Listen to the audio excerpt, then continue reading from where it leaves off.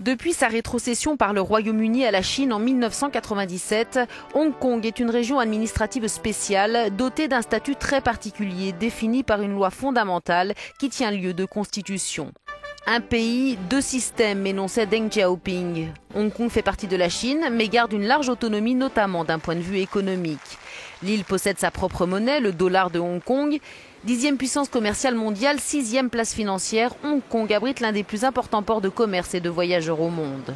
La Chine a promis que Hong Kong garderait une relative autonomie jusqu'en 2047, soit 50 ans après le transfert de la souveraineté.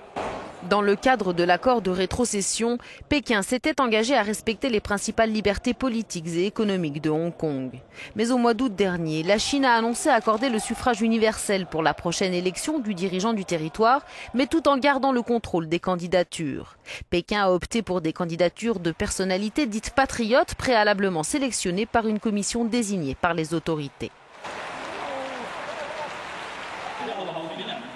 Cette décision a immédiatement provoqué des protestations en masse. Les manifestants réclament avec force davantage de démocratie, en première ligne les étudiants. Mais au total, ils sont des milliers à avoir convergé vers le poumon financier de la ville situé à proximité du gouvernement pour exprimer leur colère. Et la mobilisation se poursuit.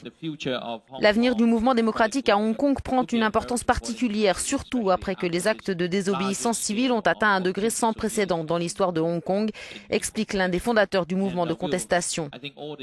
Tous les citoyens qui participent à ces initiatives auront le temps d'y réfléchir, dit-il. Une chose est sûre, nous n'abandonnerons jamais la lutte pour la démocratie à Hong Kong. Tandis que Hong Kong exige la démocratie, Pékin renforce la censure sur les réseaux sociaux. Une question est en suspens, comment la Chine va-t-elle gérer le défi hongkongais, le plus important depuis le massacre de Tiananmen ?